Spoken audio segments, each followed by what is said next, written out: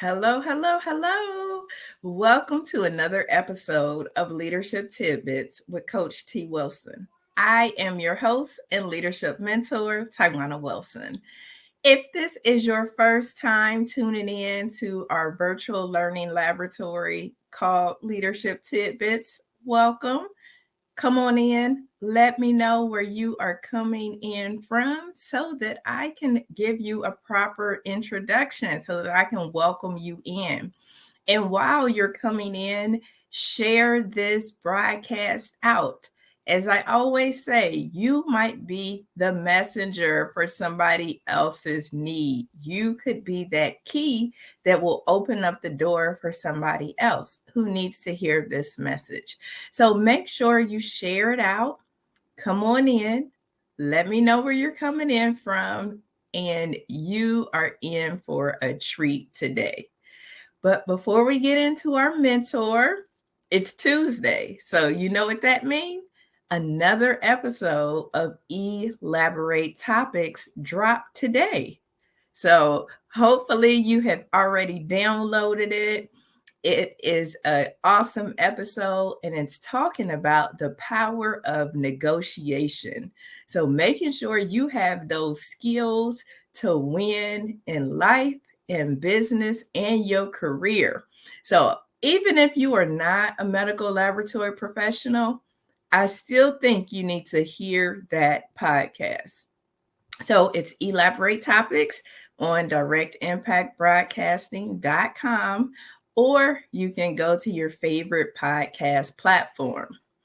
Also, wanted to let you know that our website got a refresh. So go over to trendyelitellc.com. We got a refresh. We got some awesome things over there for you. Some resources are over there. If you are interested in learning more about our courses, our programs, our coaching, you just need to go over there. Go on over, check it out. Let me know what you think, get connected. And so that's another awesome resource for you.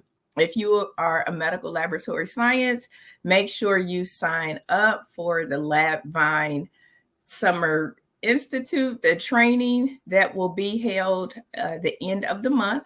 So make sure you check it out. It's totally free. So go on over, check it out. And I want to make sure that you are in the building.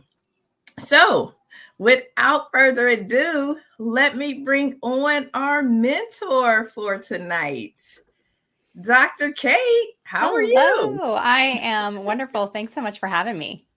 Well, thank you for being here. I'm super excited to have you here and to talk about this topic that's critical.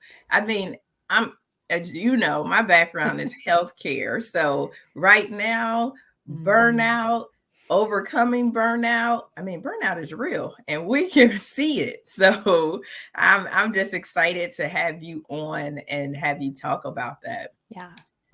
So before I let you take it away, I want to introduce you, but let's say hello to one of our guests. So we have Jeffrey. Hi, Jeffrey. So Jeffrey is chiming in from Huber Heights, Ohio, whoop, whoop, whoop, which is not far from me. So that is awesome. Thank you, Jeffrey, for tuning in. And Kate, I didn't say where you are chiming in from. So we have mentors from all over, and you are joining us from Wytheville, Virginia. So Dr. Kate is coming in all the way from Virginia. I think you might be our first Virginia. Well, there we go. Yeah, coming in from the Commonwealth. So which is awesome. So let me tell you a little bit about Dr. Kate. So Dr. Kate Steiner is a burnout recovery strategist, consultant, speaker, and CEO of Lift Wellness Consulting.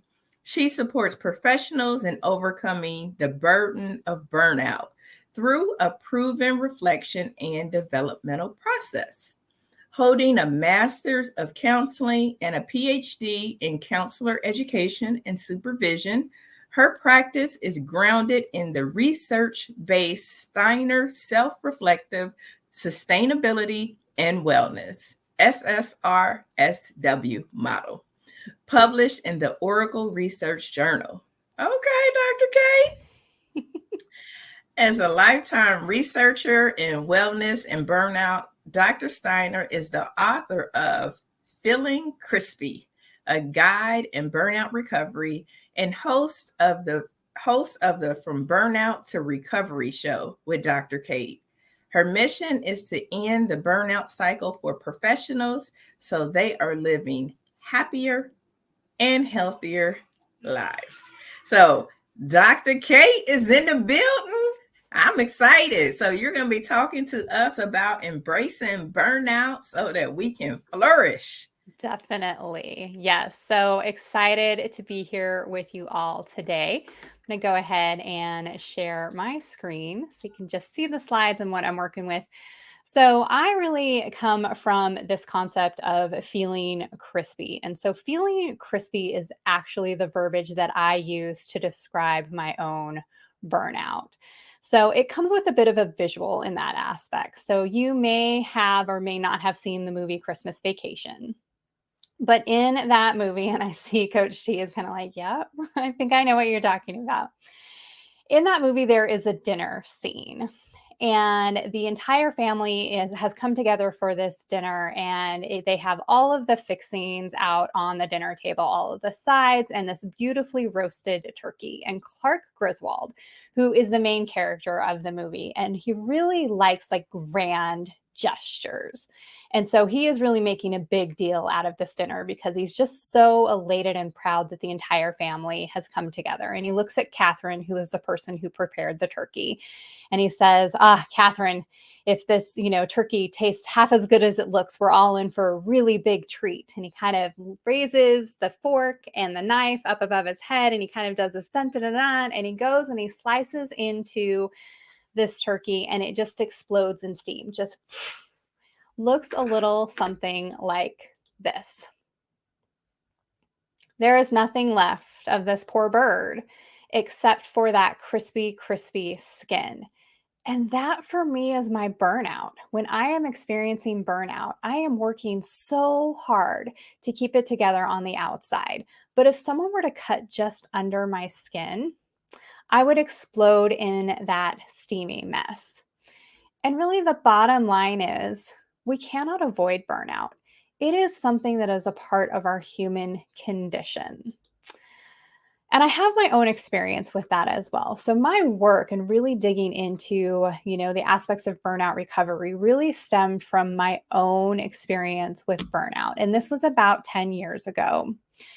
And I was finishing up the coursework for my PhD program. I was working on a college campus with predominantly fraternity and sorority students at the time. So I had lots of nights, lots of weekend hours, and I was in a really unhealthy relationship.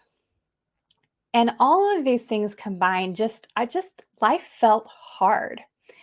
And I wasn't happy, and I could access anger and sadness really easily, but joy and any excitement, any other emotions came really hard to me. But I would snap at people, and I just didn't enjoy who I was being. I really felt that I had become the worst version of myself. And I found that I spent that time saying things like, if I can just get to the end of the day, I'll have some time to rest. If I can just get to the end of the week, then I have some downtime. If I can just get this project finished, then I'll have some downtime. I'll have some time to rest. I'll recover then. If I can just get to the end of the semester, if I can just get to the end of the month, if I can just get to that vacation day, if I can just get to that holiday. I'm not sure how many of you are connecting with this, but how many of you have said something to the effect of, if I can just get to. And the bottom line is when we're already in that place, when we're saying, if I can just get to, we're already in a state of burnout. So I mentioned that burnout is unavoidable. And that really comes down to our human anatomy and how we respond to stress in our body. So we all have when something happens and we feel threatened, it creates a stress response, which then results in fight, flight, freeze, or flop within our body. And so we have that trigger, that stressor. That gives us associated thoughts. We assign meaning to it. Those meanings become emotions, and that emotion becomes a physical response or a reactive behavior. And this is the cycle that we go through whenever we have one of these stressors come up in our life. And this is part of what creates burnout for ourselves, because we respond to that snarky email the same way we would respond to a tiger chasing us in that aspect. So really kind of that aspect. And so we are always often in this heightened stressed state where it's really hard to recover in between these moments. And I actually call these moments burn events.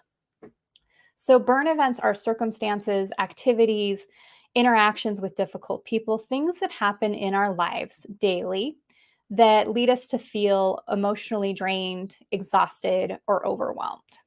And there are two types. There are those that are expected. So these are the connections that we can look to our calendar and actually know that they're coming up for us. It might be a travel week for work. It may be a large scale project or a big launch that we're working on, that we know it's just going to take a little bit more time for us, that we're going to feel exhausted or overwhelmed or fatigued following that event. But we know, and we can plan for it by looking at the calendar. We know that it's coming. There are also the unexpected burn events. These are the things that catch us a little off guard. It may be that surprise news about a project, or maybe something that you had delegated didn't get done, and it is critical to have things finished by the deadline that you have. And so those are the unexpected things that catch us a little more off guard. Now, the reason that recognizing these burn events is so important is what we do, and as part of our stress cycle, is we'll have a burn event and then we push through. And we have another burn event and we push through that.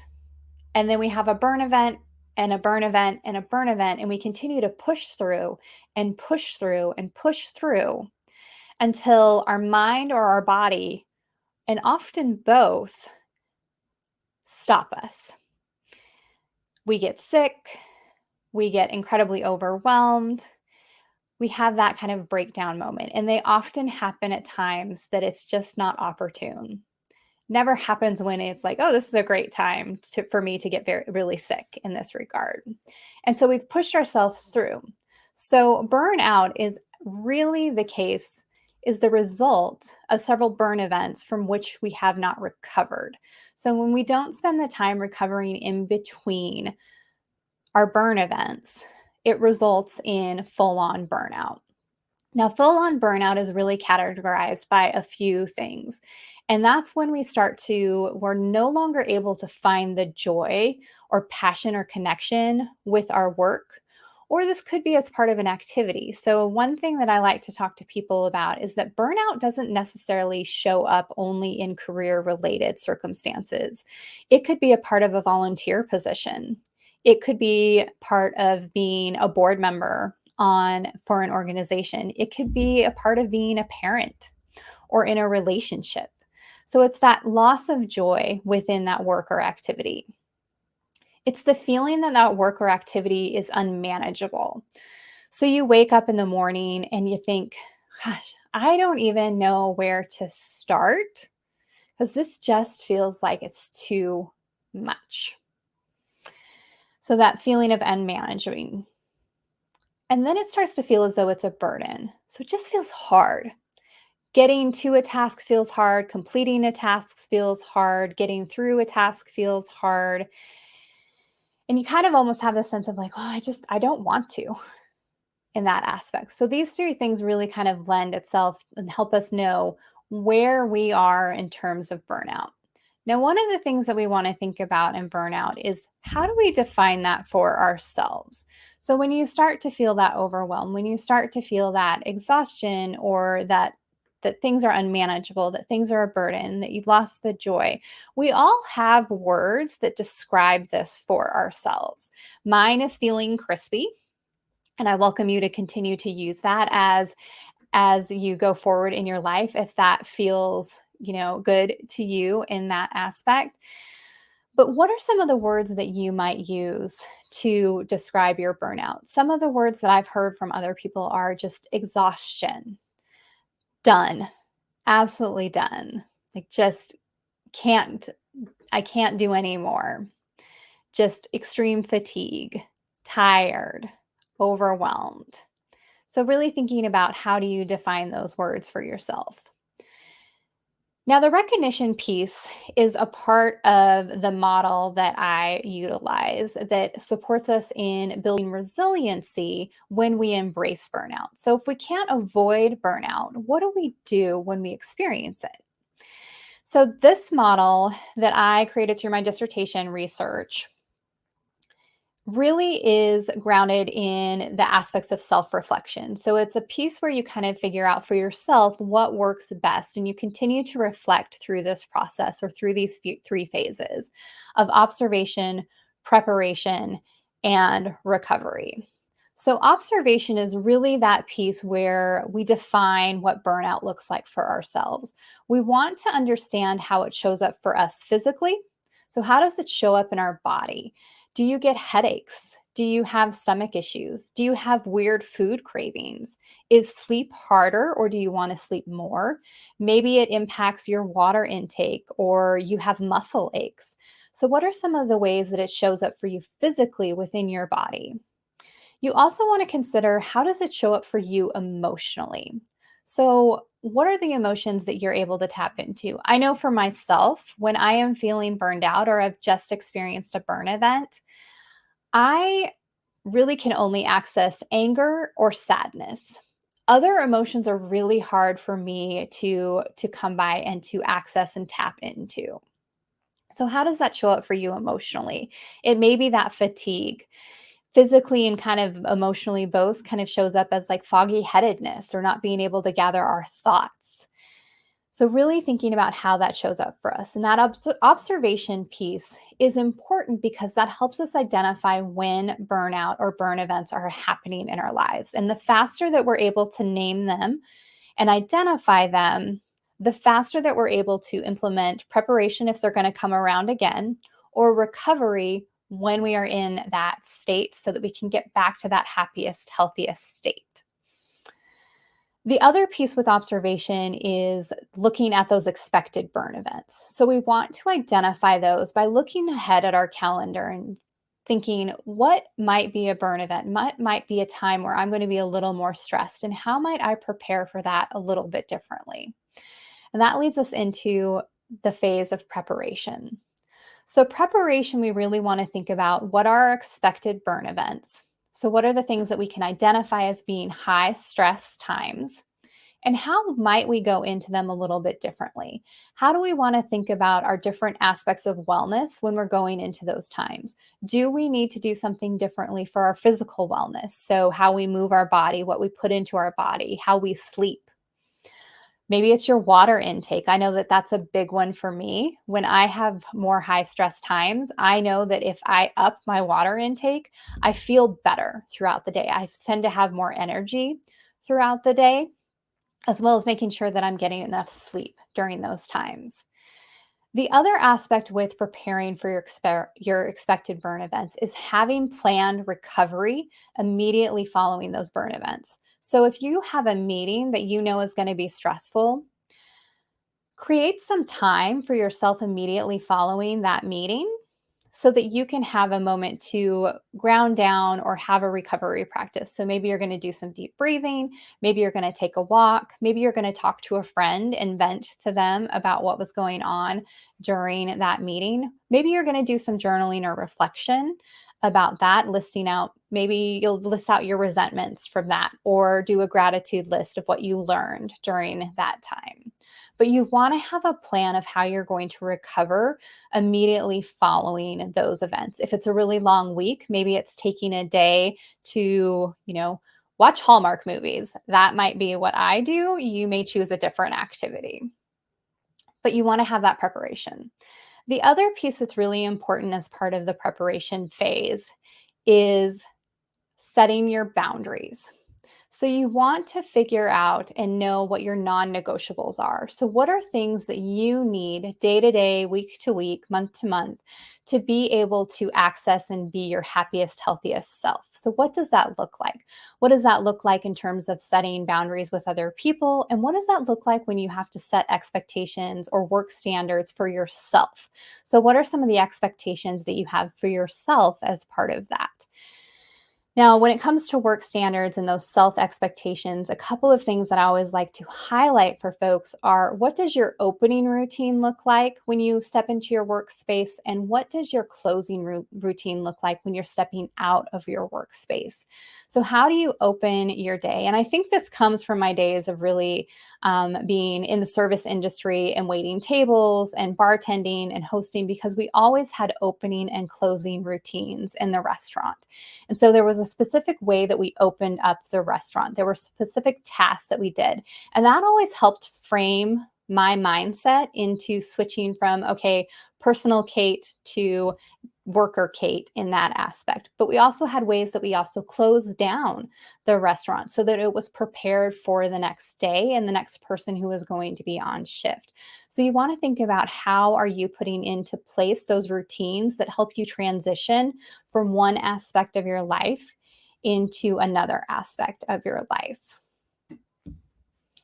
The important thing with boundaries that we always have to remember is that it's not a boundary until we actually communicate it with another person. So we want to make sure that we're not holding unmet expectations, because an unspoken expectation will be an unmet expectation.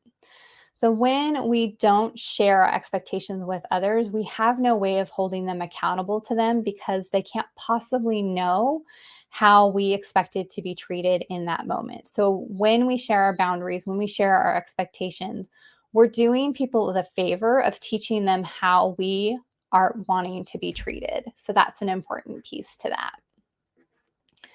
The last phase is recovery. So recovery is really that aspect of, how do we get back from the state of feeling burned out back to the state of feeling our best self or our happiest, healthiest self within that moment, and what that looks like?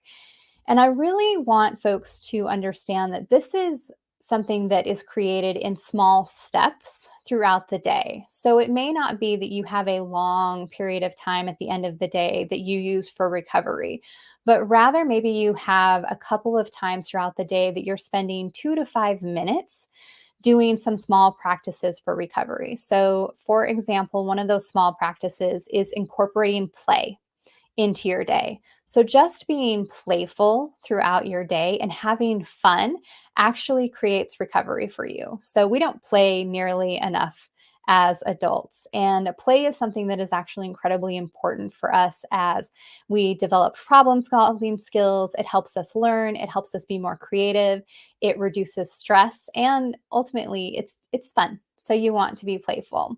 So, for example, some of the ways that I play in my life are having a dance party, or singing to my dog and my cat really, really terrible songs. I'm not getting a record deal anytime. And I make them up usually on the spot and just sing to them. Or I just sing about random things that I'm doing in my house. It might be a game that you really like to play.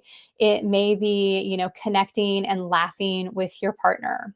But there are lots of ways that we can incorporate play into our world. Another thing that I love to include as part of small steps and micro steps in our recovery is the comfort list. So, the comfort list is a list of things, items, activities, songs, foods, drinks, anything that brings you that immediate sense of calm, kind of a sense of peace. It comforts you, it brings your stress down. So, for example, some of the things that are on my comfort list are mac and cheese. It's my number one comfort item. I have it at least once a week in some way, shape, or form.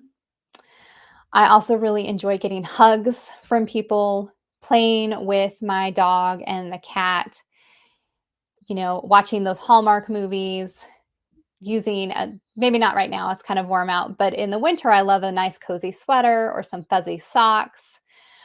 It may be spending a little time outside in my hammock, maybe reading a chapter of a book. So these are small things that you can implement pretty quickly to help comfort you when you are in a stressed state. Grounding exercises is another great way to incorporate recovery throughout your day, often using a breathing exercise of some kind. One of the ones that is my favorite is box breathing, which is a guided breathing pattern where you inhale for 4 counts, you hold for 4 counts, you exhale for 4 counts, and then you hold for 4 counts. And I usually draw the box with it. So it's inhale 1, 2, 3, 4, hold 1, 2, 3, 4, exhale 1, 2, 3, 4, hold 1, 2, 3, 4. And you repeat that 3 to 5 times until you start to feel your stress lessen and your heart rate reduce, and you're back to that state where you can be a little more thoughtful in thinking after you've gotten into a heightened state of that aspect. So you really want to think about, what does recovery look like for you? And then you want to plan it into your day. So you want to make sure that you are creating time for yourself and your recovery throughout your day, whether you are putting that on your calendar or setting a reminder in your phone, but something to remind you just to take a pause to implement a recovery practice throughout your day is a way to micro step it so you don't get overwhelmed and so you don't get into that push through cycle where you're having burn event after burn event and just pushing through until your body tells you to stop. So while we cannot avoid burnout, we absolutely can embrace this human experience. And through observation, preparation, and recovery, we can address burnout in a different and more resilient way. I have a goal to help support people into living a full life, but not a busy life, meaning that you have a deliciously full life, but you never feel busy or overwhelmed by it. I do have a free resource to offer if you are interested. It is a burnout reflection journal. And so you can find that on my website, which I know we're going to get into in that aspect. But I want to thank you so much for your time today. Please know that I am happy to be a continued resource for you in burnout recovery. Dr. Kate, that's awesome. I mean, you brought up so many good tips and good points because, like I said before, being in healthcare, I know that it's like continuous burnout, and it seems like there's no relief in sight. Right. So I think some of the tips that you gave, I think, are very helpful. So I like that your model of the observation, preparation, recovery, and that planned burnout. So when you know you are going to experience a burn event, making sure that you plan that recovery. I thought that was awesome. And then setting your boundaries. So this one made me chuckle a little bit because it's easy to say I have boundaries, but you said it's not a boundary until you share it with others. So yeah, I don't think we've all been in that. I know I've definitely been in that place where I'm like, it's like, but they didn't meet my expectations. And then I'm like, wait a second, did I actually share with them what I wanted? And then I'm like, oh, I didn't. Okay. Well, so I need to change that. Absolutely. And then the box breathing, I've heard about that a few times. So I think that was great that you mentioned that again, that technique. Yeah, it's definitely one of my favorites. I also really like the 5, 4, 3, 2, 1 method for grounding, which is utilizing all 5 of your senses and kind of just the space around you. So you start with a nice big deep breath, and then you name 5 things you can see, 4 things you can touch, 3 things you can hear, 2 things you can smell, and 1 thing you can taste. And really kind of describe each of those things through, in your mind, and then ending with a nice, a second big cleansing breath is another way to just kind of slow that stress response. Nice. So, viewers, if you have questions for Dr. Kate, make sure you drop those into the chat so that we can discuss those points. And if there were takeaways that you have, make sure you drop those in the chat as well. So, Dr. Kate, I know that, during your time of going through school and running your practice, I'm sure that you had many burn events. Can you talk to us a little bit about, and I know you talked through some of your strategies, but just thinking about the whole planning each day and how you are maneuvering so that you can be helpful for other people as well. Yeah. So, one of the strategies that I have in place, even if it's a day where I'm not necessarily anticipating a lot of burn events, but knowing that maybe some of those unexpected things might come up, I do have planned recovery for myself throughout the day. And these are really like 2 to 5 minute breaks that I will utilize. I'll either do a grounding exercise. I tend to go to breathing exercises is what really helps me. For some people, it might be, an experience where using like touch, or I've definitely recommended for folks like just stopping and giving yourself like a hand massage, Mhm. just so you're kind of getting that sensation in that aspect is a good way of stopping, or making a really quick gratitude list in that aspect. I also, have worked with folks where it's like maybe gratitude is harder to, connect to in that moment. So what you really need to do is release some resentments. So writing down all of the things that are like those ruminating thoughts, the things that are keeping you up at night, the worries that you're having, writing those all down, and then taking that piece of paper and ripping it up, and with each rip saying the words "I am done" or "this is done" until you are satisfied with the ripping. And then you can throw them away, you can burn them safely, in a safe manner, please. I've had some people joke with me, like, I got kicked out of my office because I burned paper in there. I'm like, okay, I gave you additional options. The other option is you can kind of soak them in a bowl of water, which is actually what I like, because I like to watch the ink actually like release off the paper. That's something that's really satisfying for me, when I'm just kind of watching like my resentments just kind of like dissolve off the paper and into the water and away. So that's another way that you can do that piece. And then I really think that it's important for everyone to not only have those opening and closing routines when it comes to work, but have some kind of opening routine for your day. So, how are you starting your day?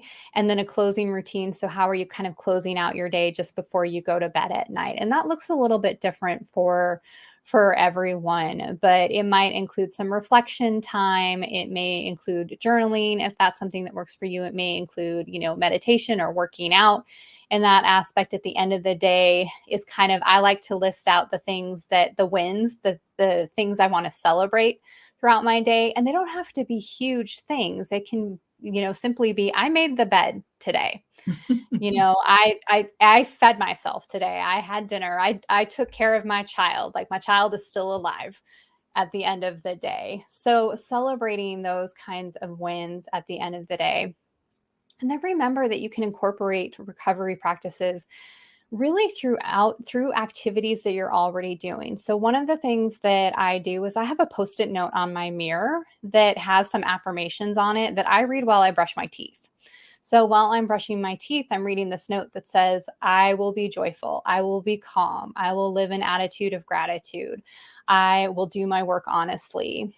And that is just part of, something I'm going to be doing anyway, but also adds that extra piece of just kind of bringing me that calm throughout my day and just setting up my mind as I go into the day. I like that, of setting up your mind and celebrating those small wins. I Mhm. think is to me is critical, but sometimes is easily forgotten. Yeah.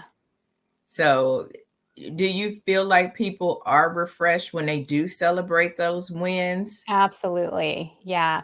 And I have found that in working with, when I've worked with clients, they feel refreshed, especially the next day when they celebrate those wins. Most of my clients, I will start with, they start their first couple of weeks, they start their days with the resentment list. So they actually create a resentment with any of the thoughts that they're waking up with that they don't want to carry into their day with them. And that is something that a lot of people have found a lot of success with. And they find that they are able to, once they start releasing those, they start to release them kind of more automatically. And then they start to find that they're not waking up with those thoughts anymore. So they're kind of celebrating their wins at the end of the day. If they have any resentments that they wake up with, they've released them pretty quickly. And then they're able to tap into kind of gratitude and the celebration throughout the day a little bit easily because those thoughts aren't holding them back. Got it. So a resentment list. Yes. Wow. Okay. I'm learning new stuff every day. So I'm enjoying this conversation. So viewers, if you have picked up on some additional nuggets, make sure you drop those in the chat and share those with us. Dr. Kate, we hear a lot about burnout. We also hear a lot about stress. Are they one and the same? Are they different? What's your take on it? Because sometimes I hear them used interchangeably and sometimes they're not. So curious to hear your thoughts about it. I think a lot of people use them interchangeably. The difference that I think I distinguish between burnout and stress is that stress and stressors are really what I consider to be those burn events. So those smaller aspects that cause kind of that overwhelm and recovery. And the difference in that is that, when we recognize them within that moment and then implement some small recovery there, that creates space to support us in not going into that full on burnout. So I think that's the bit of the difference for me. So we have stress in our daily lives and that occurs, but burnout is really something that is more chronic and is really impacting our ability to be able to like show up in our work or in the day. Mm-hmm. Got it. So when it starts affecting your ability to show up in your work in the day, what would you say to those healthcare workers that it was started off as stress, but now it is a burnout, and each and every day they are burnt out due to numerous reasons, whether it's short staffing, whether it's taking care of patients and the pandemic and COVID and monkeypox is now going around and all these different things, but they still have to keep showing up each and every day to care for somebody else, but it doesn't appear as though help is on the way. So what would you say for people that, are in these situations where they are undergoing ongoing chronic burnout? Yeah. It's tough because often we think about that in an aspect of like, oh, if I can simply get like a big chunk of time away, I'll have some time to recover and come back to this. But the reality is that they're going to come back to the same environment, even if they were able to get that time away. And so it's really about creating new habits in implementing those small micro steps throughout the day to implement those spaces of recovery. So thinking about some small ways that they can incorporate, some playfulness into their daily life. What are some small steps that they can do in that aspect to bring out that enjoyment? Where are some small spaces that they can access gratitude or do some grounding practices or having, implementing kind of that opening routine or a closing routine so that they're kind of transitioning from, that work part of their life into that personal space in their life in that aspect. And I think that, over really overwhelmed healthcare workers and those kind of things, I think utilizing the resentment list is actually a really great way of kind of finding some space because that there's so much happening. You're taking on the emotions of so many other people that you have to find some ways to release that. And certainly I think seeking professional help is something that I would highly recommend in those situations because this is going to be something that's challenging to do on your own. When I had my own burnout experience, like true burnout experience 10 years ago, I struggled to get out of it on my own. And I spent probably about a year struggling with that before I went and saw a professional counselor. And once I was seeing someone, a professional, to really help me kind of name those patterns and establish some new habits and have that accountability, I started to feel better within a couple of weeks. Wow. So establishing those patterns and working with somebody that can help you feel better. Yeah. So we probably have some people that's listening to or viewing this broadcast, and they might be in that state of, I'm not sure if it's stress or I'm not sure if I'm burnt out. What could be some of those signs that they could be experiencing a burnout event or going through burnout? Yeah. So if they're really not, if you're not sure if you're really kind of in more in a burnout state or just kind of experiencing lots of stress or lots of burn events, you really want to think about, are you, when you think about the week as a whole, are you waking up more days of the week than not feeling as though, you don't, that work is unmanageable or that work is a burden or that you no longer have the joy for those works. And once you start to get into the space of like more days of the week than not, you're feeling those feelings, you're probably closer to burnout or in burnout in that aspect. Okay, got it. Wow. That was good, Dr. Kate. So if you are watching this or listening to the replay and you think you could be experiencing a burn event or burnout, then you could try some of the techniques that Dr. Kate talked about, or you might have to have a counselor help you walk through that process so that you can navigate it uh, more quickly and more effectively. So I thought that was good. So, Dr. Kate, you said you like to read books, you like to be on your hammock, and you like to read books. I'm an avid reader. So, what are you reading? What are some of your favorites? Yeah, so right now I'm reading some stuff on the Enneagram because I'm very intrigued by that aspect, and I'm doing some workshops work with that specifically for college student audiences and their how that translates to their leadership personality. So reading a little bit about that. And then I really enjoy, as far as fiction goes, I really enjoy kind of some like fantasy aspect. If I can read about like vampires or fairies or something to that effect, Mm-hmm. witches, I love that kind of genre. Okay, nice. Yeah, I'm always looking for something to, not just personal development books, but also some books where I can take my mind off of, whatever might be happening each and every Yes, day. So absolutely. Yeah. that's awesome. So as I bring different mentors on from all around the world, I always like to ask, how do you keep yourself developed? So a big thing here, and one of the reasons why I even started this podcast is because I'm very huge on personal development. And I think for some people, and me included, some of your first mentors, you might find them in a book, you might find them listening to a podcast, or you might find them here on social media in a venue such as this. And so you can learn something from anybody. And so what do you do to keep yourself filled with knowledge, with different tools, with where do you get your knowledge and energy and development? Yeah, a lot of that comes from reading for me. So utilizing, book recommendations from other folks. I am an avid signer upper for courses. So I love going into like an online course and being a part of that.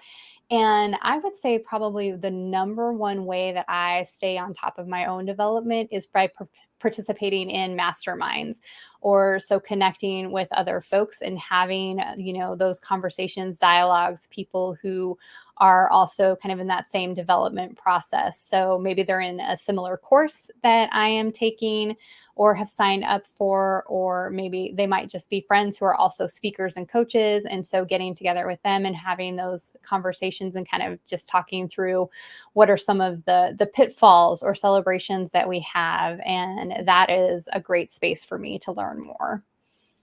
I love it. So those of you who are watching or listening, know that you will be a lifelong learner. You might have your degree and that's awesome, but the learning doesn't stop. You find learning in books and podcasts and mastermind groups and that collective learning. I love a good mastermind Yes. group. Because it's important to get around people who think like you and that don't think like you. And you're like, you know Absolutely. what? I never thought about it like that. So I love that.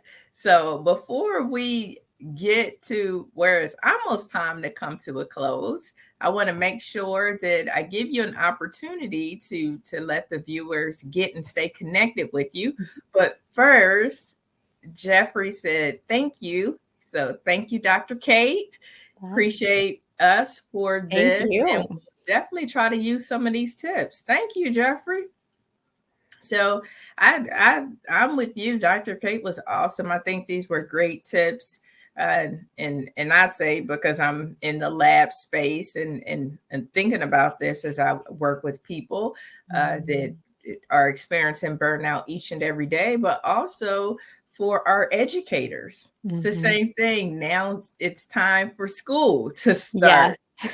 And it's like, oh my goodness, for some of them, they are already experiencing that stress and that, upcoming burn event, just getting ready Yes. to educate our children. So I think the tips that you shared were awesome. And I'll make sure I'll share it with all of my village because I think it's important. So how can people get and stay connected with you? And I know you talked about it before, but I want to give you another opportunity to give your website, give your social media, or just how can people stay connected with you? Your podcast handle? Yeah. So social media, you can find me at Dr. Kate Steiner and on all of the major social media places. So Instagram, Twitter. The Facebook group is under Lift Wellness Consulting with Dr. Kate. And my website is liftwellnessconsulting.com, which is where you can find access to the podcast, access to the Burnout Recovery Journal that I shared as a free resource, and lots of other tips and tricks there too. Awesome. So make sure you go on over to Dr. Kate's website, liftwellnessconsulting.com. I'm getting ready to jack it up here. It's a mouthful, yes. Go over there, get your burnout journal. You'll be able to find when she's on the air and releasing new episodes so that you can continue to get some of these tips that she shared with us today. Very helpful. So it doesn't matter what industry you're in, what your background is, but burnout is real. It's affecting everybody, and understanding how to minimize it when you have these burnout events, planning your recovery. So I really love that whole that opening routine and closing routine, setting your boundaries and making sure you have accountability with that. Yes. So I really enjoyed the discussion tonight.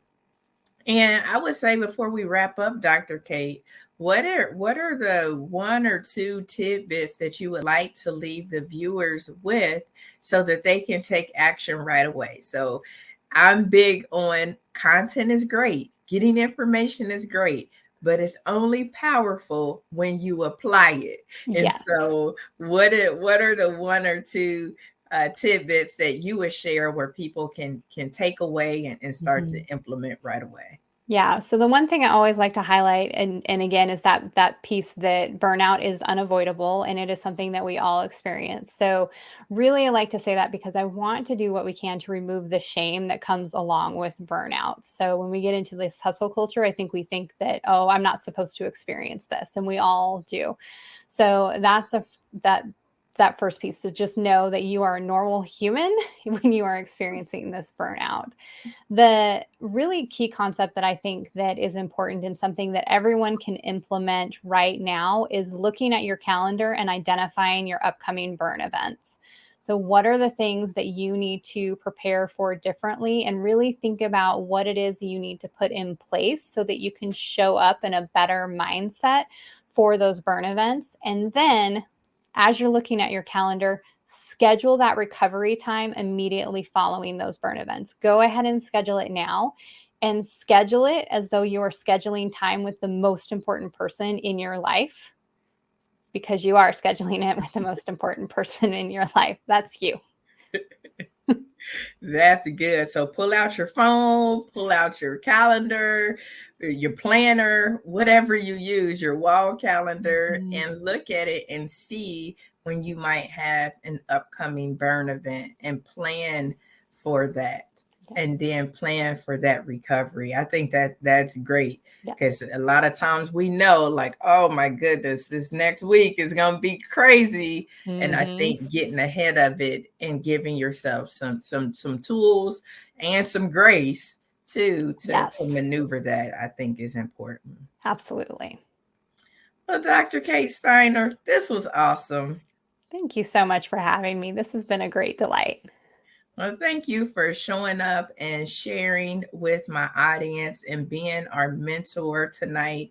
I learned so much, and grateful. I'm really grateful for the strategies that you shared with us, and I'll make sure that I share it with my tribe and my village, because it's something that impacts each and every one of us. So thank you again. Thank you. Well, thank you, viewers. Our time has come to a close. We'll be back next week, same time, same channel, with another amazing mentor. Make sure you share this broadcast out with somebody who could benefit from it, and tune in next week to hear from another amazing mentor. And until next time, my friends, I hope you have an amazing day.